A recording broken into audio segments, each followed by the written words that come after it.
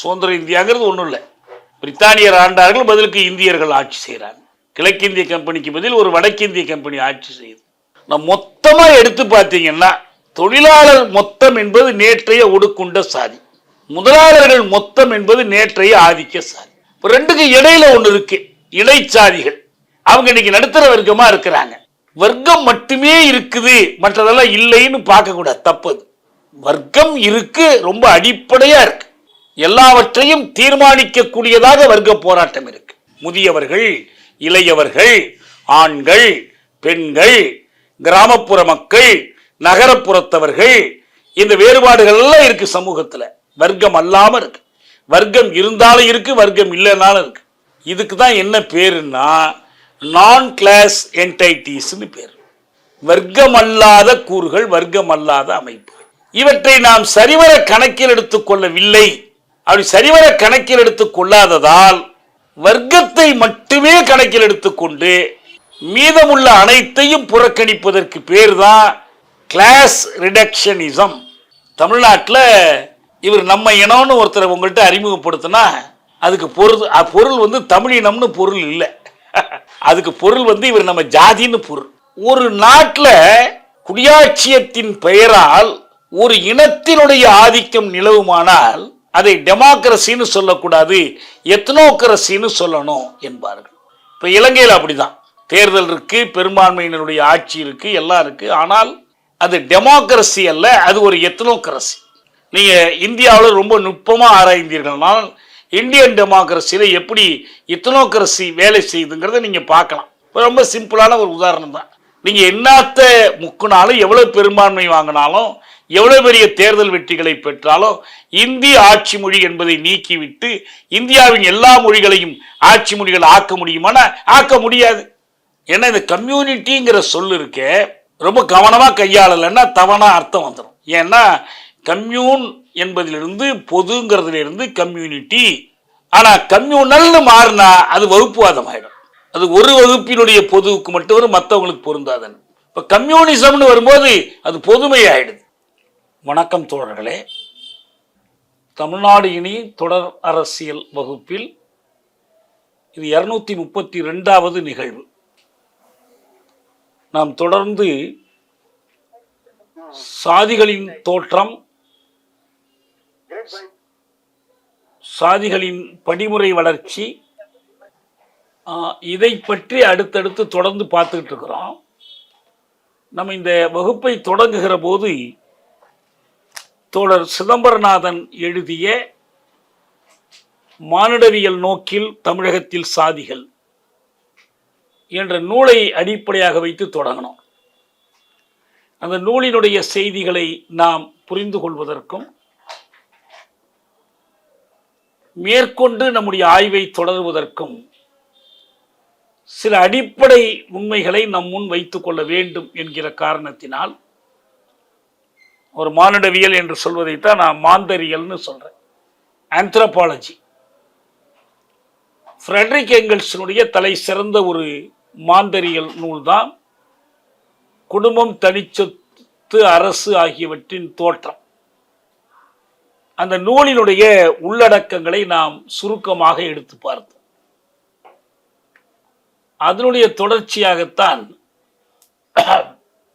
அந்த உண்மைகளை இந்தியாவுக்கு பொருத்துவது, தமிழ்நாட்டுக்கு பொருத்துவது என்று பல்வேறு கோணங்களிலும் நாம் அந்த ஆய்வை செய்தோம்.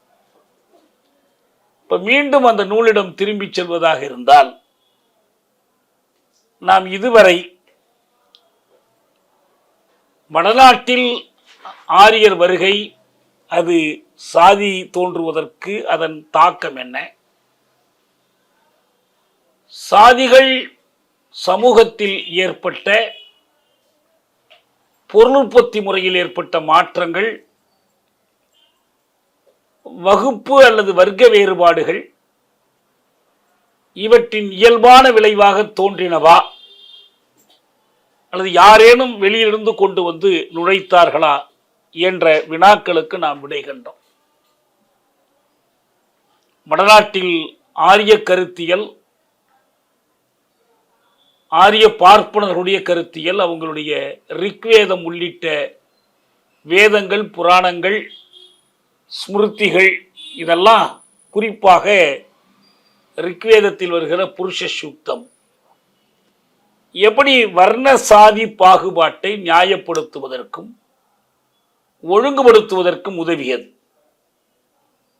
மனுவின் சட்டம் அதுவே சாதியை தோற்றுவிக்கவில்லை, ஆனால் தோற்றுவிக்கப்பட்ட சாதியை நியாயப்படுத்துவதற்கும் நிலைக்கச் செய்வதற்கும் பயன்பட்டது என்று அம்பேத்கர் சொல்வதை நாம் பார்த்தோம். இதுக்கு பிறகுதான் தமிழ்நாட்டில் எப்படி இந்த சாதி அமைப்பு தோன்றி வளர்ந்தது என்பது பற்றி நாம் பார்த்துக்கிட்டு வரோம். அதில் ஒன்றை நாம் தெளிவாக சொல்றோம், என்னன்னா நம்முடைய சமூகத்தில், தமிழ் சமூகத்திலும் எப்படி ஒரு திணைவழி சமூகமாக இருந்தது. திணைவழி சமூகம் வளர்ந்து செல்லுகிற போது எப்படி தனி சொத்துடைமையும் வகுப்புகளும் தோன்றின. அது ஒரு கட்டத்தில் இந்த திணைவழி சமூகம் சாதிகளுக்கு வழிவகுத்தது என்பதை பார்த்தோம். இப்ப ஒரு முக்கியமான கேள்வி நமக்கு முன்னால என்ன இருக்குன்னா, சங்க காலத்தில் சாதி இல்லை, வர்ணசாதிகள் இல்லை. வர்ணசாதிகளுடைய ஒரு சில தொடக்க கூறுகள் இருந்திருக்கலாம், ஆனா சாதிகள் இல்லை. இன்னும் பின்னால போய் பார்த்தோம்னா, உலகமெங்கும் எப்படி ஒரு தொல்பொதுமை குமுகம் நிலவியதோ அப்படி ஒரு தொல்பொதுமை குமுகம்தான் தமிழ்நாட்டிலும் நிலவியது. தொல்பொதுமை குமுகம் நிலவியது என்பது புதிய கற்காலம் வரைக்கும் மாற்றமின்றி லட்சக்கணக்கான ஆண்டுகள், 3.5 லட்சம் ஆண்டுகள் தொடர்ந்தது. மொத்தத்தில் உலக அளவில் மாந்தரினத்தினுடைய இந்த வரலாற்றில் மிக பெரும்பகுதியான காலம். ஏன்னா நம்ம என்ன பார்க்கிறோம்னா, அடிக்கடி ஏழை பணக்காரங்கிற வேறுபாடு வந்தாலும், உயர் சாதி கீழ் சாதி என்ற பேச்சு வந்தாலும், இதெல்லாம் என்னைக்குமே இருக்கிறது, யாரும் இதை மாற்ற முடியாது என்று அதற்கு நியாயம் கற்பிக்கிற போக்கினை நாம் பார்க்கிறோம். ஆளும் வர்க்க கருத்துக்கள், ஆளும் வர்க்க சிந்தனைகள், இதையெல்லாம் யாரும் மாற்ற முடியாது. சனாதனமே அதுதான் அர்த்தம்.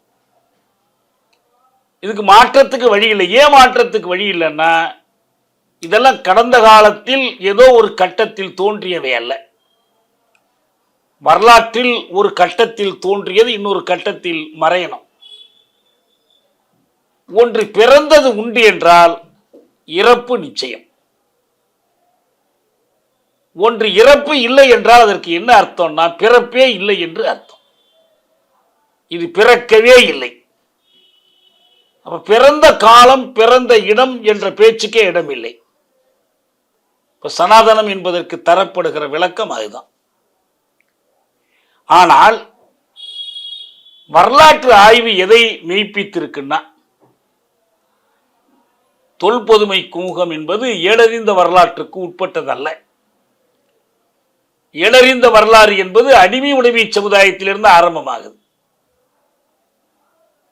அந்த அடிமை உடைமை சமுதாயத்திலிருந்து ஆரம்பமாகுது, அல்லது நம்ம தமிழ்நாட்டில் திணைவழி சமூகத்திலிருந்து ஆரம்பமாகுது. அப்படி ஏடறிந்த வரலாறு ஆரம்பமாகுது என்று சொன்னாலே அந்த வரலாறு தொல்பொதுமை குமுகத்தினுடைய வரலாறாக இல்லை, அடிமை சமூக வரலாறாகவோ தொழில் வேறுபாடுகளின் வரலாறாகவோ தான் இருக்கு. அப்ப தொல்பொதுமை குமுகமே இல்லை என்ற முடிவுக்கு வந்துடலாமா? அப்படிங்கும்போதுதான் வரலாற்றுக்கு முந்தைய காலத்தின் வரலாற்றை பற்றி ஆய்வு செய்கிற புதிய முறைகள் தோன்றி இருக்கு. ஒன்று இலக்கியம். இலக்கியத்தில் இப்ப சங்க இலக்கியத்தில் சொல்லப்பட்டிருக்கிறதன் அடிப்படையில் இந்த வேறுபாடு இருந்துச்சா இல்லையா என்று பார்க்கிறோம். சமூகம் இப்படித்தான் எல்லா காலத்திலும் பிரிந்திருந்ததா, இல்ல அப்படி பிரியாமல் இருந்ததா? ஏழை பணக்காரன் இல்லாம, ஆண்டை அடிமை என்று இல்லாமல், சுரண்டுகிறவன் சுரண்டப்படுகிறவன் என்று இல்லாமல், ஏமாற்றி பிழைக்கிறவன் ஏமாந்து கிடக்கிறவன் என்ற வேறுபாடெல்லாம் இல்லாத ஒரு சமூகம் இருந்ததா?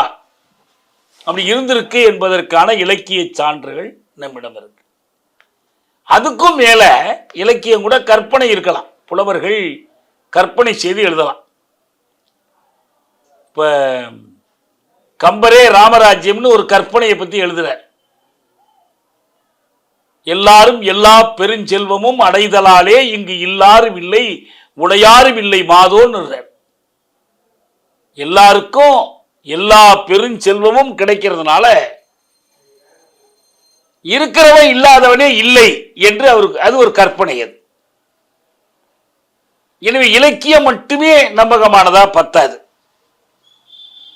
சாதிகள் இல்லாத ஒரு சங்க காலம் என்பதற்கு சான்றாக, அகமண முறை இல்லாமல் இருந்துச்சு என்பதற்கு சான்றாக,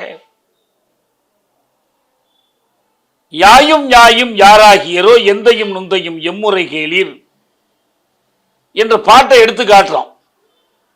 சரி, அப்படி இல்லைங்கிறது அதுவும் கற்பனையா இருக்குமோ என்ற கேள்விகள் எழுது. அடுத்த கட்டமாக இரண்டாவதாக இந்த வரலாற்றுக்கு முந்தைய வரலாற்றை ஆய்வு செய்கிற இன்னொரு முறை அகழ்வாராய்ச்சி. மண்ணுக்குள் புதைந்திருக்கிற வரலாற்று சான்றுகளை தோண்டி எடுத்து ஆய்வு செய்வது. இப்ப நமக்கு அண்மை காலத்துல தமிழ்நாட்டில் 2 பெரிய சான்றுகள் நமக்கு கிடைச்சிச்சு. ஒன்று கீழடி ஆய்வு. கீழடி ஆய்வு எல்லோரும் எழுத்தறிவு பெற்றிருந்தார்கள் என்பதற்கு ஒரு சான்றா வந்துச்சு. ஏற்கனவே சங்க காலத்தில் அனைவருக்கும் கல்வி உரிமை இருந்தது என்பதை தனிநாயகம் அடிகள் ஒரு புத்தகமாகவே எழுதியிருக்கிறார். இந்த வகுப்பில் நாம் தொடக்க காலத்தில் அதை பார்த்திருக்கிறோம். இன்னார் படிக்கலாம் இன்னார் படிக்க கூடாது என்ற பாகுபாட்டு தடை இல்லை, இந்த சமூகத்தில் இல்லை. பெண்களும் படிக்க முடிஞ்சிருக்கு. அதனுடைய விளைவுதான் பெண்பார் புலவர்கள் பலரும் சங்க காலத்தில் இருந்தார்கள் என்றெல்லாம் பார்த்திருக்கிறோம். இதை நிரூபிக்கிற விதத்தில் கீழடி சான்றுகள்ல ஒரு பானை செய்கிற குயவன் அந்த பானையின் மீது எழுத்துக்களை எழுதுறார், வடிவெழுத்துக்களை ஏதோ எழுதுறார். அந்த மாதிரியான சான்றுகள் நமக்கு கிடைச்சிருக்குது. அங்க வேறுபாடுகள் இல்லாம வாழ்ந்திருக்கிறாங்க, எல்லாமே பார்த்திருக்கோம், நிறைய இருக்கு. அதே போல இந்த சிவகலையில இரும்பு தாது பயன்படுத்தப்பட்டிருக்குங்கிற நிரூபணம் என்பது என்ன, உலகம் முழுவதிலுமே அந்த காட்டுமிராண்டி காலம் என்று சொல்லப்படுகிற பழைய கற்காலம், அநாகரிக காலம் என்று அழைக்கப்படுகிற புதிய கற்காலம், அதனுடைய தொடர்ச்சியாக குடிகளாக மனிதர்கள் வாழ்ந்து மொழி பேசி மொழி வளர்த்து உறவாடிய பண்பாடு நாகரிகத்தை வளர்த்த ஒரு நாகரிக காலம். இந்த நாகரிக காலத்தினுடைய அடிப்படையே இரும்பு கண்டுபிடிக்கப்பட்டதுதான். ஏன்னா இரும்பு கண்டுபிடிக்கப்பட்டதுனால என்ன ஆச்சுன்னா உழுபடை கருவிகளை செய்ய முடிஞ்சு. உழுபடை கருவிகளை செய்ய முடிந்ததுனால நிலத்தில் ஒரு இடத்தில் தங்கி சாகுபடி செய்வது, அந்த விளைச்சலை பண்டமாற்றம் மூலம் மற்றவர்களுக்கு மாற்றி கொடுப்பது, இந்த நடைமுறையெல்லாம் வந்துடுச்சுன்னு தெரியுது. இதுக்கான சான்றுகள் நமக்கு இந்த தொல் எச்சங்கள் வழியாக நமக்கு கிடைச்சிருக்கு. எனவே நாம் எதுக்கு இதை எல்லாத்தையும் திருப்பி திருப்பி சொல்றோம்னா,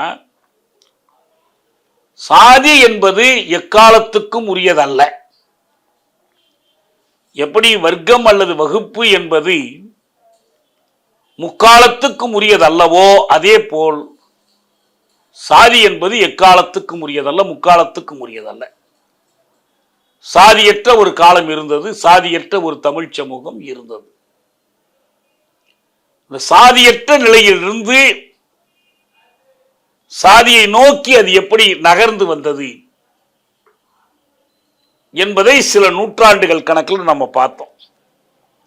அப்புறம் கடைசியாக சாதி எப்படி இறுகியது. சாதின்னு சொல்லும் போது நான் மீண்டும் மீண்டும் சொல்ற அந்த கூறுகளை நினைவில் வைத்துக் கொள்ளணும். ஒன்று, ஒருவருடைய வாழ்க்கையும் வேலையும் அவருடைய பிறப்பினால் தீர்மானிக்கப்படுவது. 2, அப்படி தீர்மானிக்கப்படுகிற தொழில் வேலையை வாழ்நாள் முழுவதும் மாற்ற முடியாமல் இருப்பது.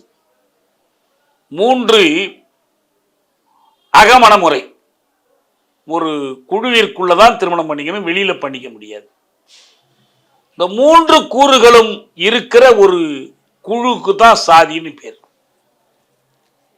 இது எப்போது இறுக்கம் அடைகிறது என்று நம்ம பார்த்தோம். அது உங்களுக்கு சோழர் காலம், இறுதி பிற்கால சோழர் காலத்திலையும், இன்னும் உறுதியாக விஜயநகர சாம்ராஜ்ய காலத்திலையும். அரசுகள் சாதிகளை தோற்றுவிப்பதில்லை, ஆனால் சாதிகள் தமக்கான அரசுகளை தோற்றுவிக்கின்றன. அந்த காலம்தான் உங்களுக்கு மனு தர்மம் கோலோச்சுவது, நால்வர்ணம் சட்டமாவது, துறைதோறும் இந்த வர்ண பாகுபாடு நீடிப்பது. அதற்குரிய ஒரு அடையாளமாக தீண்டாமை என்பது சோழர் காலத்தில் தொடங்கி பிறகு அது வளர்ந்து வருது. அதுபோல் ரொம்ப அண்மை கால வரலாறு தான் நமக்கு கிழக்கிந்திய கம்பெனி காலத்தில், பிரித்தானியர் ஆட்சி காலத்தில், பிறகு வந்த இந்தியர்களுடைய ஆட்சி காலத்தில். சுதந்திர இந்தியாங்கிறது ஒன்றும் இல்லை, பிரித்தானியர் ஆண்டார்கள், பதிலுக்கு இந்தியர்கள் ஆட்சி செய்கிறாங்க. கிழக்கிந்திய கம்பெனிக்கு பதில் ஒரு வடக்கிந்திய கம்பெனி ஆட்சி செய்யுது. மற்றபடி சமூகத்தில் அது ஏற்படுத்துகிற தாக்கங்கள், இதுதான் நம்ம கவலை. இப்ப அதுதான். அப்படி வரும்போது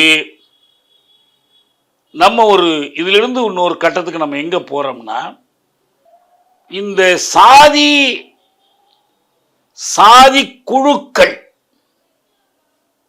social groups called the caste, சாதியற்ற சமூகத்தில் என்னவாக இருந்தது. இதை புரிஞ்சுக்கிறதுக்காக நான் ஒரு உதாரணம் சொல்றேன். நம்ம காலத்துல இன்னைக்கு சமூகம் வர்க்கங்களாக, வகுப்புகளாக பிரிஞ்சிருக்கு. சாதிகளா மட்டும் பிரிஞ்சிருக்கு, வர்க்கங்களா பிரியலன்னு யாரும் சொல்ல மாட்டாங்க. பிரிஞ்சிருக்கு. பிரிந்திருக்கிறதுல ஒரு பிரிவு என்ன? தொழிலாளர் வகுப்பு, அல்லது எந்த ஆக்கப் பொறிகளும் சொந்தமாக இல்லாத பாட்டாளிகள் இருக்காங்க. ரைட். பாட்டாளிகள் அல்லது தொழிலாளர்கள், கூலி தொழிலாளர்கள் இருக்கிறாங்கன்னு சொன்னா, சமூகத்தினுடைய இன்னொரு முனையில் யார் இருக்கிறாங்க? முதலாளர்கள் இருக்கிறாங்க. அவங்களுக்கு ஆலை சொந்தமா இருக்கு, முதலீடு சொந்தமா இருக்கு, எல்லாம் இருக்கு. இப்ப முதலாளிகள்ல பல வகை இருக்காங்க. வட்டிக்கு விடுற முதலாளி, வணிக முதலாளி, வங்கி முதலாளி, தொழில் முதலாளி, நிதி முதலாளி, நிறைய வகை. தொழிலாளர்கள் அதே போல ஆலை தொழிலாளர்கள், அப்புறம் சேவை தொழிலாளர்கள், சிறு அளவில் இருக்கக்கூடிய சிறு குறு தொழில் வேலை செய்யறவங்க, பெரிய ஆலைகளில் நூற்றுக்கணக்கில் கூடி வேலை, இப்படி பல வகையா இருக்காங்க. இப்ப நம்ம 2 பிரிவை எடுத்துக்குவோம். தொழிலாளர்கள் அந்த பக்கம், முதலாளர்கள். கடந்த கால சமூகத்துல தொழிலாளி முதலாளி என்று பிரியாத ஒரு சமூகத்துல இவர்கள் யாராக இருந்தார்கள்? இப்ப என்னவானார்கள்? அப்ப வகுப்பு இல்ல, வர்க்கம் இல்ல, ஆனா சாதி இருந்துச்சு. அப்ப இந்த தொழிலாளர்கள் பொதுவாக, விதிவிலக்குகளை பத்தி நம்ம பேசல, பொதுவாக ஒடுக்குண்ட வகுப்புகளில் இருந்து, ஒடுக்குண்ட சாதிகளில் இருந்து வந்தார்கள். உழைக்கும் தொழிலாளர்கள் நேற்றைய பல்லர் பறையர் செக்கிலியராகவோ, நேற்றைய ஒடுக்குண்ட பிற்படுத்தப்பட்ட சாதிகளாகவோ இருந்தார்கள். பெரும்பாலும் இந்த முதலாளிகள் எங்க இருந்து வந்தாங்க? பழைய சமூகத்தில் இவங்க மன்னர்களாக இருந்திருக்கலாம், கோமான்களாக இருந்திருக்கலாம், வட்டிக்கு விடுகிறவர்களாக இருந்திருக்கலாம், அல்லது மன்னர்களிடம் இருக்கக்கூடிய அமைச்சர்களாக மந்திரி பிரதானிகளாக இருந்திருக்கலாம். அங்கிருந்து இந்த கூட்டம் வருது. சிலர் அங்க இருந்துட்டு நொடித்து போய் தொழிலாளியா வந்திருக்கலாம், சிலர் இங்க இருந்துட்டு அங்க போயிருக்கலாம். பொதுவாக இன்றைய தொழிலாளர்கள் நேற்றைய ஒடுக்குண்ட சாதியினர், இன்றைய முதலாளர்கள் நேற்றைய சுரண்டும் நிலக்கிழார்கள் அல்லது வேறு அது போன்ற குழுக்களை சேர்ந்தவர்கள். இதை நல்லா நினைவு வச்சுங்க. என்ன நடக்கல? இப்ப நம்ம தொழிலாளர்களுக்குள்ள போய் தேடி பார்த்தோம்னா ஒரு வீட்டில் சொல்றாங்க, ஐயா நாங்க வாழ்ந்து கெட்ட குடும்பங்க, நாங்க கடந்த காலத்தில் எப்படியெல்லாம் சாப்பிட்டு எப்படியெல்லாம் சௌரியமா இருந்தோம், இப்ப நம்ம கெட்டு போயிட்டோங்க, கடனை வாங்கி கெட்டு போயிட்டோம், கல்யாணத்தை பண்ணி கொடுத்து கெட்டு போயிட்டோம், இழந்துட்டோம் அப்படின்னு சொல்லக்கூடியவர்கள் சில பேர் இருப்பாங்க. நாங்கெல்லாம் இந்த மாதிரி வேலை செய்யறதுக்காக வந்தோம், எங்க தாத்தா எப்படி தெரியுமா, பாட்டி எப்படி தெரியுமா, முப்பாட்டன்லாம் எப்படி தெரியுமா, அப்படி இருப்பாங்க. அப்ப முதலாளர்கள் ஒரு சிலர், நான் என்ன பண்ண தெரியுமா, இந்த கும்பகோணத்தில் ஒரு பஸ் கம்பெனி முதலாளி இருந்தார், மேடைக்கு மேடை சொல்வார், நான் உழைத்து முன்னுக்கு வந்தேன், நான் ஒரு சின்ன பழுது நீக்க தொழிற்சாலை வச்சிருந்தேன், அப்ப வாகனங்கள் பழுது நீக்கம் செய்து கொண்டிருந்தேன்,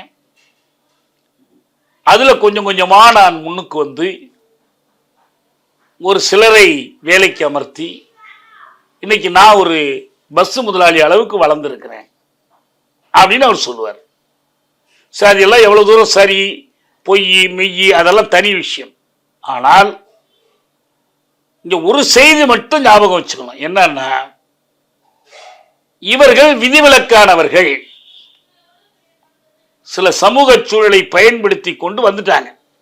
நான் மொத்தமா எடுத்து பார்த்தீங்கன்னா தொழிலாளர் மொத்தம் என்பது நேற்றைய ஒடுக்குண்ட சாதி, முதலாளர்கள் மொத்தம் என்பது நேற்றைய ஆதிக்க சாதி. ரெண்டுக்கு இடையில ஒண்ணு இருக்கு, இடைச்சாதிகள். அவங்க இன்னைக்கு நடுத்தர வர்க்கமா இருக்கிறாங்க, அரசு ஊழியர்களா இருக்கிறாங்க, சிறு வணிகர்களா இருக்கிறாங்க, சின்ன சின்ன தொழிற்சாலைகளை வச்சு நடத்துறவங்களா இருக்கிறாங்க. அவங்க பழைய சமூகத்தில் இடைச்சாதிகளாக இருந்தவங்க. இப்படி இல்லை அப்படி இல்லை, ரெண்டு கட்டாலாம் இருந்தவங்க. எதுக்கு இதை சொல்ல வர்றேன்னா, நேற்று ஒரு சமூக நிலையில் இருந்துதான் இன்றைக்கு இந்த சமூகத்தில் முதலாண்மை குமுகத்தில் இந்த சமூக நிலைக்கு அவங்க வந்திருக்கிறாங்க. ஆகாயத்திலிருந்து குதிக்கவில்லை. பழைய சமூகம் முழுமையாக குலுக்கி எடுக்கப்பட்டு அதிலிருந்து உதிர்ந்து புதிய வர்க்கங்கள் உருவாயிடல. முழுக்க பெரும்பாலும் பழைய சமூகத்தினுடைய படிநிலைகள் புதிய சமூகத்திலும் தொடர்கின்றன. இந்தியாவில் இன்னைக்கு இருக்கக்கூடிய பெருமுதலாளர்கள் எடுத்து பார்த்தா, அம்பானியோட அப்பா திருபாய் அம்பானி ஒரு தலைமை ஆசிரியராக இருந்து இந்திரா காந்தியோடு ஆட்சியாளர்களோடு தனக்கு இருக்கிற நெருக்கங்களை பயன்படுத்தி வணிகத்தை பெருக்கி அப்படி வந்துட்டார் ஒரு கட்டம் வரைக்கும். அதுக்கப்புறம் அவங்க வளர்ந்து வந்துடுறாங்க. கௌதம் அதானி அவர் வைர வியாபாரியாக இருந்தார். கொஞ்சம் கொஞ்சம் அவர் ஒன்றும் ஏழையா இருந்து மேல வரல, வெறும் வியாபாரியா இருந்தார். கொஞ்சம் கொஞ்சமா ஆட்சியாளர்களுடைய நெருக்கத்தை வைத்துக் கொண்டு பெரிய செல்வந்தராகி. அதே போல திருபாய் அம்பானி காலத்திற்கு பிறகு முகேஷ் அம்பானி மற்றவங்கெல்லாம் அவங்களே பெரிய முதலாளிகளா வந்துட்டாங்க. டாடா, ஜாம்ஷெட்ஜி டாடா காலத்துல Tata iron and steel industries ஆரம்பிச்சவங்க, பிர்லா, சிங்கானியா, இந்த குடும்பங்கள் எல்லாம் அப்படிதான். இப்ப ஆயத்தினுடைய தொடர்ச்சியாக வரக்கூடிய சிவனானார் எல்லோருமே பெரும்பாலும் பழைய சமூகத்தில் வசதி படைத்தவர்கள், முதலீடு சேர்த்தவர்கள். இவங்க இதுக்கு நிகரா தொழிலாளர்களை பத்தி சொல்லலாம். பழைய சமூகத்தில் ஒடுக்கப்பட்டவர்கள் அவங்க தான் இன்னைக்கு தொழிலாளி வர்க்கமா இருக்கிறாங்க. இன்றைய பாட்டாளி வர்க்கம் அதுக்குள்ள வித்தியாசம் பார்த்தீங்கன்னா, உழைப்பை மட்டும் நம்பி உழைப்பு திறனை விற்று பிழைக்கிற பாட்டாளிகள் யாருன்னா அவங்க கடந்த கால சமூகத்தில் தலித்துகள், உடல் உழைப்பை சார்ந்து வேலை செய்யறவங்க. கொஞ்சம் படிச்சு பொறியாளராய் போய் தொழில்நுட்பம் கற்று விற்கிறாங்கன்னா அவங்க பெரும்பாலும் பழைய இடைச்சாதிகள் இருந்து வர்றாங்க. ஒரு சிலர் மேலிருந்து கீழே வர்றாங்க.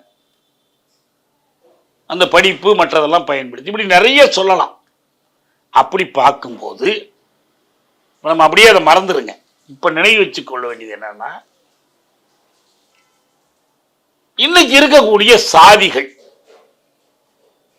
நேற்று என்னவாக இருந்தன? நம்ம அவங்களுடைய வர்க்க உள்ளடக்கம் பற்றியோ வாழ்க்கை முறை பற்றியோ நம்ம பேசல. நம்ம சொல்றது மானுடரியல் மாந்தரியல் நோக்கில் இவங்களுடைய இடம் நேற்று என்னவாக இருந்துச்சு. நமக்கு எல்லாம் என்ன தெரியும்னா, சமூகத்தில் வர்க்க சமுதாயத்தில் உட்பட வர்க்கம் மட்டுமே இருக்குது, மற்றதெல்லாம் இல்லைன்னு பார்க்க கூடாது. தப்பது. வர்க்கம் இருக்கு, ரொம்ப அடிப்படையா இருக்கு. எல்லாவற்றையும் தீர்மானிக்கக்கூடியதாக வர்க்க போராட்டம் இருக்கு. பெண்ணடிமைத்தனம் என்றால் வர்க்க சமுதாயத்தில் பெண்ணடிமைத்தனம், ஆணாதிக்கம் என்றால் வர்க்க சமுதாயத்தில் ஆணாதிக்கம், மதவெறி என்றால் வர்க்க சமுதாயத்தில் மதவெறி, சாதி சாதி மோதல் என்றால் வர்க்க சமுதாயம். எனவே வர்க்க சமுதாயம் ஒண்ணு இல்லாம இல்ல, வர்க்க சமுதாயம் இருந்துகிட்டே இருக்கு. ஆனால் வர்க்கம் என்கிற ஒரு அமைப்பு, ஒரு என்டைட்டி தவிர வேறு எதுவுமே சமூகத்தில் இல்லையா? வர்க்கங்கள் தோன்றுவதற்கு முன்பு சமூகத்தில் முரண்பாடுகளும் பிணக்குகளும் இருந்தனவா இல்லையா? இருந்தன. எப்படி இருந்துச்சு? ஆண்கள் பெண்கள், இது ஜெண்டர் வேறுபாடு, பாலின வேறுபாடு. இந்த பாலினங்களுக்கு இடையில யார் என்ன வேலை செய்யணும் என்னங்கிறது இயற்கையில் பாகுபடுத்தி கொடுக்கப்பட்டிருக்கு. ஒரு ஆணும் குழந்தையை வயிற்றில் சுமந்து பெற்றுக் கொள்ளலாம், பெண்ணும் குழந்தையை சுமத்தி வயிற்றில் சுமந்து பெற்றுக் கொள்ளலாம் என்ற நிலையை மாற்றி ஆணிலிருந்து விடுபட்டு பெண் தலையில கட்டில. இயற்கையிலேயே பெண் தான் வயிற்றில் குழந்தை சுமந்து பெற முடியும். இது இயற்கை விதித்திருக்கிற கடன். நீங்க எவ்வளவு முன்னேற்றம் கண்டாலும் இதுல எல்லாம் எளிதாக்கலாம், இதனுடைய சுமைகளை குறைக்கலாம், இதுக்கு சலுகை கொடுக்கலாம், எல்லாம் பண்ணலாம். ஆனா இருக்கு. அதே போல இளையவருக்கும் முதியவருக்குமான முரண்பாடு இருக்கா? எப்பயுமே இருக்கு. எல்லா சமூகங்கள்லயும் இருக்கு. பெற்றோர் பிள்ளைகள் மீது செலுத்துகிற அதிகாரம், பேரண்டல் அத்தாரிட்டி இருக்கு. ஆணாதிக்கம், பெற்றோர் ஆதிக்கம், வயதை பொறுத்து வரக்கூடிய ஆதிக்கங்கள், இதெல்லாம் இருக்கு. இதெல்லாம் என்டைட்டிஸ், அமைப்புகள். முதியவர்கள், இளையவர்கள், ஆண்கள், பெண்கள், கிராமப்புற மக்கள், நகரப்புறத்தவர்கள், இந்த வேறுபாடுகள் எல்லாம் இருக்கு சமூகத்துல. வர்க்கம் அல்லாம இருக்கு. வர்க்கம் இருந்தாலும் இருக்கு, வர்க்கம் இல்லைனாலும் இருக்கு. இதுக்கு தான் என்ன பேருன்னா நான் கிளாஸ் என்டைட்டிஸ் பேர். வர்க்கமல்லாத கூறுகள், வர்க்கமல்லாத அமைப்புகள். இவற்றை நாம் சரிவர கணக்கில் எடுத்துக் கொள்ளவில்லை. அப்படி சரிவர கணக்கில் எடுத்துக் கொள்ளாததால் வர்க்கத்தை மட்டுமே கணக்கில் எடுத்துக்கொண்டு மீதமுள்ள அனைத்தையும் புறக்கணிப்பதற்கு பேர்தான் கிளாஸ் ரிடக்ஷனிசம். எல்லாவற்றையும் வர்க்கமாக சுருக்கி பார்ப்பது, குறுக்கி பார்ப்பது, ஒவ்வொரு நிகழ்வுக்கும் வர்க்க முரண்பாட்டின் அடிப்படையில் விளக்கம் தர முற்படுவது. இதை எதிர்த்து எங்கெல்ஸ், மார்க்ஸ் மறைந்த பிறகு அவர் வாழ்ந்த காலம் எல்லாம் கடுமையா போராடினார் இந்த கருத்துக்கு எதிராக.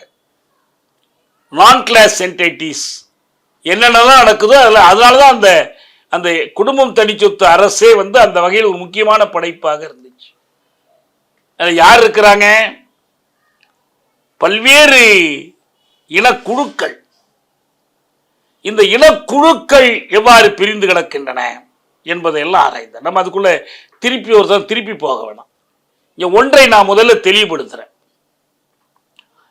உப்சலா பல்கலைக்கழகத்தில் ஒரு பேராசிரியர் இருக்கார். நம்முடைய உலக தமிழர்கள், தமிழீழ மக்களுக்கு நெருங்கிய நண்பர். பீட்டர் ஷால்க்னு பேர். நான் ஒரு மாநாட்டில் அவரை சந்தித்தேன். என்னிடம் ஒரு 10 வயது மூத்தவர், இன்னும் நல்லா இருக்காருன்னு நினைக்கிறேன். அவர் சொன்னாரு, நான் தலைவர் பிரபாகரனுடைய மாவீரர் நாள் உரைகளை ஆய்வு பொருளாக எடுத்துக்கொண்டிருக்கிறேன் என்று சொன்னார். எப்படி அதை மொழிபெயர்த்து அந்த மொழிபெயர்ப்பின் வழியாக ஒரு ஆய்வு செய்தார். நான் அவர்கிட்ட கேட்டேன், தலைவர் பிரபாகரனிடம் அவருடைய உரைகள், இதில் நீங்கள் பார்த்த ஒரு சிறப்பு செய்தி என்ன, எதை ரொம்ப மையமானதாக கருதுகிறீர்கள் அப்படின்னு நான் கேட்டேன். அவர் சொன்னாரு, இந்த இனம் என்ற பார்வை, இனத்தின் நன்மை, இனத்தின் வரலாறு, இனத்தின் தேவை, இனத்தின் விடுதலை என்றது இனம் என்பதைத்தான் நான் ரொம்ப முக்கியமா பார்க்கிறேன். ஏன்னா எனக்கு இனம்னு சொன்ன உடனே இயல்பா ஒரு கேள்வி எழுந்துச்சு. என்ன இனம்னு நம்ம என்னென்னத்தையும் சொல்லிக்கிட்டு இருக்கிறோம். தமிழ்நாட்டில் இவர் நம்ம இனம்னு ஒருத்தரை உங்கள்கிட்ட அறிமுகப்படுத்தினா அதுக்கு பொருள் தமிழ் இனம்னு பொருள் இல்லை. அதுக்கு பொருள் இவர் நம்ம ஜாதின்னு பொருள். அதுதான் நம்ம இனம்னு அவங்க அறிமுகப்படுத்துறது. இப்போ தமிழா இன உணர்வு கொள் என்று சொன்னால் அது என்ன இனம்? தமிழ் இனமா, திராவிட இனமா? எழுதுறவங்களுக்கு அது தெளிவு இருக்கிறது இல்லை. இப்ப இவர் எதை இனம்னு சொல்றாரு?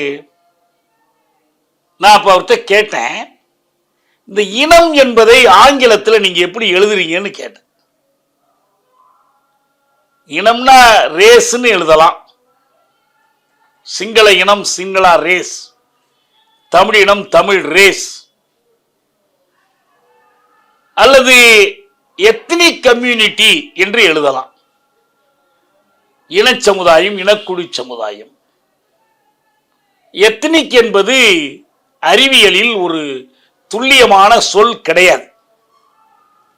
அது எதுக்கு வேணாலும் பண்பாட்டு ஓர்மை அடிப்படையில் மொழிக்கோ மதத்துக்கோ, இப்ப இலங்கையில தமிழ் முஸ்லிம்களை ஒரு எத்னிக் கம்யூனிட்டின்னு சொல்லிடுவாங்க. மொழியும் மதமும் சேர்ந்த ஒன்றது.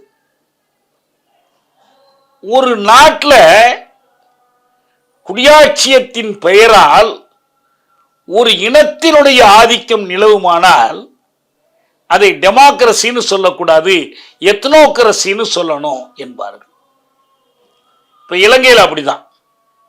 தேர்தல் இருக்கு, பெரும்பான்மையினருடைய ஆட்சி இருக்கு, எல்லாம் இருக்கு. ஆனால் அது டெமோக்ரஸி அல்ல, அது ஒரு எத்னோக்ரஸி. ஒரு இனத்தின் முதன்மையை, இனத்தின் ஆதிக்கத்தை உறுதி செய்யக்கூடிய ஏற்பாடுகள் அதுக்குள்ள இருக்கு. நீங்க ஜனநாயகம், குடியாட்சியம் எவ்வளவு விரிவாக கொண்டுட்டு போனாலும் என்ன செய்யாதுன்னா, சிங்கள இனத்திற்கு கிடைக்கிற எல்லா உரிமைகளையும் தமிழினத்திற்கு கிடைக்க செய்யாது. இந்த ஜனநாயக அமைப்புக்குள்ளேயே போராடி தமிழினம் தன்னுடைய ஜனநாயக உரிமையாகிய தன் தேர்வு உரிமையை, சுயநிர்ணய உரிமையை நிலைநாட்ட முடியாது. உன்னுடைய மொழியும் என்னுடைய மொழியும் சமம் என்ற நிலையை ஏற்படுத்த ஒருபோதும் முடியாது. ஆகவே இது டெமோக்ரசி, ஆனா டெமோக்ரசி ஃபார் தி சின்னலிஸ். அதுக்கு தான் பேரு இத்னோக்ரசி. இதுக்கு எத்தனோங்கிற சொல்ல பயன்படுத்துவாங்க. நீங்க இந்தியாவில் ரொம்ப நுட்பமா ஆராய்ந்தீர்கள்னால் இந்தியன் டெமோக்ரஸியில எப்படி இத்னோக்ரசி வேலை செய்யுதுங்கிறத நீங்க பார்க்கலாம். ரொம்ப சிம்பிளான ஒரு உதாரணம் தான். நீங்க என்னத்த முக்குனாலும், எவ்வளவு பெரும்பான்மை வாங்கினாலும், எவ்வளவு பெரிய தேர்தல் வெற்றிகளை பெற்றாலும் இந்திய ஆட்சி மொழி என்பதை நீக்கிவிட்டு இந்தியாவின் எல்லா மொழிகளையும் ஆட்சி மொழிகள் ஆக்க முடியுமானா ஆக்க முடியாது. ஜனநாயகம் அதுக்கு ஒத்து வராது. இது ஒரு வகையான இந்திய எத்னோக்ரசி. இது மாதிரி நிறைய உதாரணம் சொல்லலாம். எனவே எத்னிக் என்ற சொல் அதுக்கு பயன்படாது. அப்ப அவர் சொன்னாரு, நான் இந்த இனம் என்பதை கம்யூனிட்டி என்று மொழிபெயர்க்கிறேன். தமிழ் இனம் என்றால் தமிழ் கம்யூனிட்டி. இதுதான் நேர்நிறையாக தமிழர்களை சொல்லுவதற்கான சொல். லிங்குஸ்டிக் கம்யூனிட்டின்னு சொல்லிட்டோம்னா இதே மாதிரி இன்னொரு லிங்குஸ்டிக் கம்யூனிட்டி வரும், பல லிங்குஸ்டிக் கம்யூனிட்டிஸ் வரும். மொழி மட்டுமல்ல இங்க இருக்கிற கூறு, மற்ற கூறுகள் அவங்களுக்கான நிலம் வேண்டும், அவங்களுக்கான பண்பாடு வேண்டும், அவர்களுக்கான பொருளியல் வாழ்வு வேண்டும், கடந்த காலத்திலிருந்து அவர்களை அழித்துக் கொண்டிருக்கிற அடிமைத்தளத்திலிருந்து அவர்களுக்கு விடுதலை வேண்டும். இது எல்லாத்தையும் சேர்த்து அவர்கள் பொது நலன் பெற்றவர்களாக ஒன்று சேர்த்து சொல்லணும்னா அதுக்கு தமிழ் கம்யூனிட்டி. அவரு பீட்டர் ஷால்க் சொன்னார் எனக்கு. ஏன்னா இந்த கம்யூனிட்டிங்கிற சொல் இருக்க ரொம்ப கவனமா கையாளலைன்னா தவறா அர்த்தம் வந்துடும். ஏன்னா கம்யூன் என்பதிலிருந்து, பொதுங்கிறதுல இருந்து கம்யூனிட்டி. ஆனா கம்யூனல்னு மாறினா அது வகுப்புவாதம் ஆயிடும். அது ஒரு வகுப்பினுடைய பொதுவுக்கு மட்டும் வரும், மற்றவங்களுக்கு பொருந்தாதன். இப்ப கம்யூனிசம்னு வரும்போது அது பொதுமை ஆயிடுது. சொசைட்டி என்பதை உறவுகளை அடிப்படையாக வைத்து சமூகம் என்றும், ஒரு முதலாளித்துவ சமூகம்னா கேபிட்டலிஸ்ட் சொசைட்டி, சோசியலிஸ்ட் சொசைட்டி, அதான் நம்ம குமுகிய சமூகம்னு அதை சொல்றோம். ஆனா கம்யூனிட்டி என்பது பொதுநலனோடு இணைந்திருக்கிற எல்லோரையும் சேர்த்து குறிப்பிடுகிற சொல். தமிழ்ல நம்ம சமுதாயம்னு மொழிபெயர்த்துக்கிறோம். மொழிவழி சமுதாயம், இனவழி சமுதாயம், பாலின சமுதாயம், ஜெண்டர் கம்யூனிட்டி. ஒரு மதத்தை சேர்ந்தவனெல்லாம் ஒன்று சேர்ந்தா ரிலீஜியஸ் கம்யூனிட்டி. ஒரு வட்டாரத்தை சேர்ந்தவங்களெல்லாம் ஒன்னா சேர்த்தா ரீஜனல் கம்யூனிட்டி. ஒரு தேசிய இனத்தை ஒன்னா சேர்த்தோம்னா அது நேஷனல் கம்யூனிட்டி. இதுதாங்க இனம். இந்த இனம் என்ற கருத்து வரலாற்று போக்கில் என்னென்ன மாற்றங்களுக்கு உள்ளாகிறது. இப்ப நமக்கு இதுக்கு அடுத்த கட்டமாக ரேஸ் வருது. மனிதர்களை எப்படி வேறுபடுத்தி பார்க்கிறோம். ரேஷியல் கம்யூனிட்டி எங்கிருந்து வருது? நம்ம ரொம்ப காலமா தமிழ்நாட்டிலையும் உலக அளவிலும் ரேஸ்ன்னு சொன்னால் அது இயற்கை சார்ந்தது. ஒரு மனிதனுடைய முடி அமைப்பு எப்படி இருக்கு, தோலின் நிறம் எப்படி இருக்கு, அவனுடைய கண்கள், இது எல்லாத்தையும் ஒன்னா சேர்த்து ஒரு மூணா பிரிச்சாங்க. உலகம் முழுவதும் இருக்கிற எல்லா இனத்தவர்களையும் மூன்றா பிரிச்சாங்க. அப்படி மூன்றா பிரிக்கும் போதுதான் அதை ஒரு சில நிலப்பகுதிகளோடு இணைத்து அவங்க பிரித்து சொன்னாங்க. அது என்னன்னா, வெள்ளையர்கள் நிறத்துல பார்த்தீங்கன்னா 3 நிறம். உலக மாந்தர்கள் எல்லோருக்கும் 3 நிறமா பிரிச்சாங்க. வெள்ளையர்கள், அப்புறம் மஞ்சள் இனத்தவர்கள், அப்புறம் கருப்பு இனத்தவர்கள். இது ஒவ்வொரு நிலப்பகுதியோடும் ஒவ்வொரு இனத்தோடு இணைத்து பார்த்தாங்க. இப்போ கருப்பினம்ங்கிறது நீக்ராய்டு ஆப்பிரிக்கன்ஸ். இப்போ வழக்கமாக நமக்கு நம்ம நாட்டில் தெரியாது. இப்போ அமெரிக்காவில எல்லாம் போய் ஒரு கருப்பினத்தவரை நீக்ரோன்னு அழைத்தால் அதை ஒரு வசை சொல்லாக எடுத்துக்கொள்வார். நானே அது மாதிரி தவறு பண்ணியிருக்கிறேன், சுட்டி காட்டியிருக்காங்க. ஐயோ அப்படி சொல்லக்கூடாதுங்க. அங்கே அவருக்கு பேர், அவர் அமெரிக்காவில் இருக்கிறார், கருப்பினத்தவராக இருக்கிறார் என்றால் அவர் ஆப்ரோ அமெரிக்கன், ஆப்பிரிக்க அமெரிக்கன். அதே போல இன்னொன்று காக்கசாய்டுன்னு சொல்லி ஐரோப்பியர்கள், மேற்காசியர்கள் இவங்களுக்கு வரக்கூடிய ஒரு சொல். இவங்க வெள்ளையர்கள், அது அமெரிக்காவில், பிரிட்டனில், ஜெர்மனியில், மற்ற நாடுகளில். மூணாவது மெங்கலாய்ட்ஸ். இப்போ ஆசியாவிலையும் இப்போ செவ்விந்தியர்களைப் போல அமெரிக்காவில் ஏற்கனவே குடியிருந்தவர்கள், இவங்களுடைய நிறம் மஞ்சள் என்று பொதுவாக கருதப்படும். அப்போ நீக்ராய்டு ஆப்பிரிக்கர், கெக்கசாய்டு ஐரோப்பியர், மெங்கலாய்டு ஆசியர். ஆனால் இந்த வரையறை இப்போது அறிவியலுக்கு புறம்பானது என்று இன்றைக்கு இது நிராகரிக்கப்படும். ஏன்னா அமெரிக்காவில் இருக்கக்கூடிய ஆப்ரோ அமெரிக்கர்கள் நிறைய அவங்களுக்கு இடையில வேறுபாடுகள் இருக்கு. நீங்க உதாரணமா முகமது அலியையும் அல்லது இன்னைக்கு இருக்கிற பராக் ஒபாமாவையும் வேற ஒருத்தரையும் ஒப்பிட்டு பார்த்தீங்கன்னா ஒரு மாதிரி இருக்க மாட்டாங்க. இந்த ஏற்கனவே இருந்த அந்த கருப்பு தோல், சுருட்டை முடி, சப்பை மூக்கு, இந்த அடையாளங்கள் எல்லாம் பெருமளவுக்கு மாறி போயிருக்கிறது. காலப்போக்கில் வேறு இனங்களோடு கலக்கிறாங்க. நீங்க தென்னாப்பிரிக்காவில் எடுத்தீங்கன்னா அவங்க இந்த இனத்தை குறிப்பிடுவதற்கு ஒயிட், நேரடியாக முதல்ல ஒயிட், வெள்ளை. அப்புறம் யாரு, கலர்டுன்னு ஒரு பிரிவு வருவாங்க. ஏன்னா அவங்க வெள்ளையரும் இல்லை, அதே நேரத்தில் இன்னும் கருப்பரும் இல்லை, கலப்பினம், அவங்க கலர்டுன்னுவாங்க. மூன்றாவது பிளாக். ஆனா அவங்க தென்னாப்பிரிக்காவினுடைய விடுதலை இயக்கம் பிளாக்குங்கிற சொல்லை அங்க வாழக்கூடிய வெள்ளையர்கள் உள்ளிட்ட எல்லா மக்களுக்குமான பொது சொல்லாக பயன்படுத்துது. அப்ப அவங்களுக்கு ஆப்பிரிக்கன்ஸ்னு பேர். நாலாவது யாரு, அங்க யாரெல்லாம் இருக்கிறாங்க, காந்தி போனாரு, இந்தியாவிலேருந்து போனாங்க, பாகிஸ்தான்லேருந்து போனாங்க, தோட்ட தொழிலாளர்கள் இருந்தாங்க, மற்ற ஆப்பிரிக்க நாடுகளிலிருந்து வந்தாங்க. இவங்க வெள்ளையர்களும் இல்லை, வெள்ளை கருப்பு கலந்தவர்களும் அல்ல, இவர்கள் கருப்பர்களும் அல்ல. எனவே அவங்களுக்கு ஒரு பேர் வச்சாங்க, ஏசியன்னு பேர். ஆசியான்னா ஆசிய கண்டம்ங்கிற நிலப்பரப்பை வைத்துக்கொண்டு அதை ஒரு இனமா பிரிச்சாங்க. இதுதான் ரேஸுங்கிறது.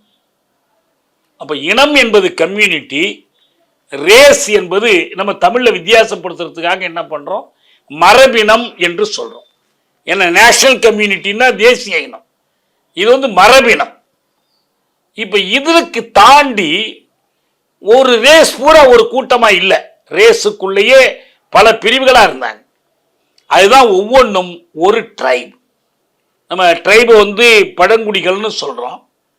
ஒரு தோழர் இனக்குழுன்னு சொல்றாரு. நம்ம எல்லா மொழிபெயர்ப்புகளிலும் அப்படிதான் வருது. ட்ரைப் என்பது இனக்குழு. இப்ப நமக்கு முன்னால் இருக்கிற கேள்வி, இந்த இனக்குழுவாகத்தான் மனிதர்கள் இருந்தாங்க. மற்றது எல்லாத்தையும் மறந்துருங்க. நம்ம சொற்களில் குழப்பம் வேண்டாங்கிறதுக்காக இது எல்லாத்தையும் இப்போ தமிழ் ரேஸ்லாம் சொல்றாங்க, சினலிஸ் ரேஸ்லாம் சொல்றாங்க. இது ஒரு மேலெழுந்த வாரியான பயன்பாடு. அது போய் ஒரு துல்லியப்படுத்தி ஒரு சமூக அறிவியல் நோக்கில் Tamil race, Sinhala race, Hindi race அப்படிலாம் ஒன்றும் கிடையாது. சொல் பழக்கம், பத்திரிகை பழக்கம். இப்போ எத்னிக் மைனாரிட்டின்னு சொல்றாங்க, இனச்சிறுபான்மையினர். இந்த எத்னிக்னா என்ன, அவங்க முஸ்லீம் மைனாரிட்டியா, மத மொழிவழி சிறுபான்மையினரா, தமிழ் மைனாரிட்டியா, வேற ஏதாவது ஒன்றா? ஒரு ஊர்ல ஜப்பானீஸ் அந்த இடத்துல இருப்பாங்க. இப்படி பல பிரிவுகள் இருக்காங்க, அதையும் மறந்துருங்க. நம்ம இங்க பேசுவது கம்யூனிட்டி என்கிற அந்த இனம், பொதுத்தன்மை. அந்த பொதுத்தன்மைக்குள்ள பாகுபடுத்தும் போது இது பல விதமா இருக்கலாம். பொதுத்தன்மை என்பது பல விதமா இருக்கலாம். நமக்கு தெளிவாக சாதிக்கு முன் நம்ம சமூகம் எப்படி இருந்துச்சுன்னா இனக்குழுக்களாக இருந்தது. இதுதான் இங்க முக்கியம். We were tribes before becoming castes. சாதிகளாவதற்கு முன் நாம் யாராக இருந்தோம் என்று சொன்னால் நாம் இனக்குழுக்களாக இருந்தோம். ட்ரைபிள் இருந்துதான் கேஸ்ட் வந்துச்சு. எப்படி நான் முதல்ல வர்க்கம்னு சொல்லும் போது ஒடுக்கப்பட்ட சாதிகளிலிருந்து உழைக்கும் வர்க்கம் வந்துச்சு, சுரண்டும் வர்க்கங்கள்லேருந்து முதலாளர் வர்க்கம் வந்துச்சு என்று பொதுவான ஒரு திசை வழியை பார்த்தோமோ, அதே போல் இந்த ட்ரைப்ஸ் தான், இனக்குழுக்கள் தான் சாதிகளாக வளர்ந்தன. இந்த இனக்குழுக்கள் சாதிகளாக வளர்ந்தது ஒரு வெரைட்டியோடு நடக்குது. அதாவது பலவிதமாக பல வழிகளில் இது நடந்தேறுகிறது. அப்படி பல வழிகளில் நடந்தேறுவதை தோழர் சிதம்பரநாதன் இந்த நூலில் வரிசைப்படுத்தி கொடுத்திருக்கிறார். ஒரு ட்ரைப் அது என்ன ஆகலாம்? இப்போ நம்ம ஏற்கனவே எங்கெல்ஸினுடைய அந்த குடும்பம், தனிச்சொத்து, அரசு ஆகியவற்றின் தோற்றம் பற்றிய அந்த நூலில் நாம் என்ன பார்த்தோம்னா, பல்வேறு இனக்குழுக்கள் எப்படி அதிலிருந்து விடுபட்டு வெளியில் ஒரு அரசை தோற்றுவிக்கிறார்கள், அதுக்கு பொருத்தமான குடும்ப முறையை தோற்றுவிக்கிறார்கள், தனிச்சொத்து வளருது என்பதையெல்லாம் பார்த்தோம். இங்கு இந்த இனக்குழு என்பது சாதியாக மாறுவதற்கு ஏற்ப பொருளாக்க முறை, அதில் வரக்கூடிய உறவுகள், ப்ரொடக்டிவ் ஃபோர்ஸஸ்ல மாற்றம் ஏற்பட்டு ப்ரொடக்ஷன் ரிலேஷன்ஸ் அதுக்கு ஏற்ப மாறுது. அதற்கு பொருத்தமாக குடும்ப முறையில் ஏற்படுகிற மாற்றங்கள், அதற்கு பொருத்தமாக அரசு தோற்றம், இது எல்லாமே நமக்கு அதனோடு ஒப்பிடக்கூடிய இந்த மாற்றங்கள் எல்லாமே இங்க நிகழுது. அப்படி நிகழும் போது ஒரு இனக்குழு அதுவே சாதியாகலாம், இன்னொரு சாதி தான் வரணும்னு அவசியம். இப்போ ஒரு உதாரணம் எடுத்துக்கிறோம்னு வச்சு, இப்போ பிறன்மலை கள்ளர்கள் ஒரு சாதியா இருக்கிறாங்க. இவங்க நேற்று என்னவா இருந்தாங்க? திளைவழி சமூகத்தில் முல்லை பகுதியில் வாழக்கூடியவர்களா இருந்தாங்க. அவங்க ஒரு இனக்குழுவா இருந்தாங்க, ட்ரைபல் கம்யூனிட்டியா இருந்தாங்க, ட்ரைபா இருந்தாங்க. அந்த ட்ரைப் என்னாச்சு? இப்ப அது ஒரு சாதி ஆயிடுச்சு. அதுதான் அவங்க இப்ப எதுக்கு போராடிக்கிட்டு இருக்கிறாங்கன்னா, தங்களை அப்படி ஒரு ஜாதியா அங்கீகரிக்கணும். அப்படி அங்கீகரிக்காமல் எங்களை வெறுமனே நீங்க என்ன பண்ணி வச்சிருக்கிறீங்கன்னா கம்யூனிட்டியா வச்சிருக்கிறீங்க. அது புதிய சமூக அமைப்புக்கு, புதிய சமூகத்தில் அரசிடம் அணுகுவதற்கு, தேவைகளை நிறைவேற்றிக் கொள்வதற்கு பொருத்தமாக இல்லை. பழையபடி நாங்கள் இன்னைக்கும் ட்ரைபா இல்லை. ஆனால் ட்ரைபுக்குரிய பல குணாதிசயங்களோடு, பல மிச்ச சுச்சங்களோடு சாதிகளாக வளர்ந்திருக்கிறோம். இரண்டாவது, இந்த ட்ரைபிலேயே என்ன தன்மை உண்டுன்னா, ரெண்டு தன்மைகள் உண்டு. ஒன்று, ட்ரைபுக்குள்ள ஒரு அகமண முறை. இரண்டாவது, ட்ரைபுக்குள்ள ஒரு புறமண முறை. இயல்பாகவே வளர்ச்சியினுடைய அளவு குறைவாக இருப்பதால், தொடர்பு சாதனங்கள் குறைவாக இருப்பதால், ஒரு ட்ரைபு இன்னொரு ட்ரைபை தொலைதூரத்தில் இருக்கிற ஒரு ட்ரைபை போய் உறவு கொள்றதில்லை பெரும்பாலும். அது ஒரு மாவட்டத்தில், அது ஒரு நிலப்பகுதியில், ஒரு திணை சமூகத்தில் அது வாடுது. அந்த திணை சமூகத்துக்குள்ளதான் அதனுடைய கொடுக்கல் வாங்கல், கொள்வினை கொடுப்பினை ரெண்டுமே நிகழும். கொடுக்கல் வாங்கல்ங்கிறது வணிகம், பண்டமாட்டு. கொள்வினை கொடுப்பினைனா பெண்ணு கொடுத்து பெண் எடுக்கிறது, திருமண உறவு, மன உறவு. அப்படி நிகழும் போது அந்த ட்ரைபுக்குள்ளதான் நீங்கள் இந்த உறவுகளை வைத்துக் கொள்ளணும், மன உறவுகளை வைத்துக் கொள்ளணும். ஒரு எண்டோகேமஸ் ட்ரைப்ஸ், ஒவ்வொரு இனக்குழுவும் ஒரு அகமண முறையை கடைபிடிக்கிற இனக்குழுவாக இருக்கு. ஆனால் இந்த இனக்குழுவிற்குள்ளேயே பல குழுக்கள் இருக்கு. சரியா சொன்னா கோத்திரங்கள் இருக்கு. இந்த கோத்திரங்கள் எப்படி இருக்குன்னா, அந்த கோத்திரத்திற்குள் நீங்கள் மன உறவு கொள்ளக்கூடாது. கோத்திரத்துக்கு வெளியில போகணும், கோத்திரத்திற்கு வெளியில் போகணும். ஆனா இனக்குழுவுக்கு உள்ளே இருக்கணும். அப்ப புறமண முறை அகமண முறை இரண்டும் சேர்ந்த பல இனக்குழுக்கள் இருக்கு. இப்போ உதாரணமாக சில ஜாதிகள்ல கோத்திர பட்டங்கள் இருக்கு. நீங்க பார்ப்பனர்கள நல்லா தெரியும் என்ன கோத்திரம்னு சொல்லுவாங்க. எதுக்கு சொல்லுவாங்கன்னா அந்த கோத்திரத்துக்குள்ள பெண் எடுக்க மாட்டாங்க, பெண் கொடுக்க மாட்டாங்க. சகோத்திரம் என்று வந்துருச்சுன்னா அதுக்குள்ள திருமணம் பண்ண முடியாது. விகோத்திரத்துல தான் திருமணம் பண்ண முடியும். இது சில சாதிகளில் சாதி பெயரோடு கூட பட்டப்பெயர் முன்னுக்கு வருது. இந்த பட்டப்பெயர் எதை குறிக்கும்னா உங்களுடைய கோத்திரத்தை குறிக்கும். என்ன அர்த்தம் இதுக்கு? இந்த மனித குழுக்கள், இந்த குலங்கள் ஒரு தாயிடமிருந்து வந்தவை. ஒரு தாய், அவளுடைய மகள்கள், அப்ப அவங்க வெவ்வேறு குலங்களை தோற்றுவிக்கிறாங்க. பிரிஞ்சு பிரிஞ்சு பிரிஞ்சு போறாங்க. அப்படி பிரிந்து பிரிந்து போய் ஒருத்தருக்கு ஒருத்தர் இனம் தெரியாத அளவுக்கு எண்ணிக்கையிலும் வகைமையிலும் பெருகித்தான் அவங்களுக்குள்ள அந்த இனத்தை பெருக்க முடியும்.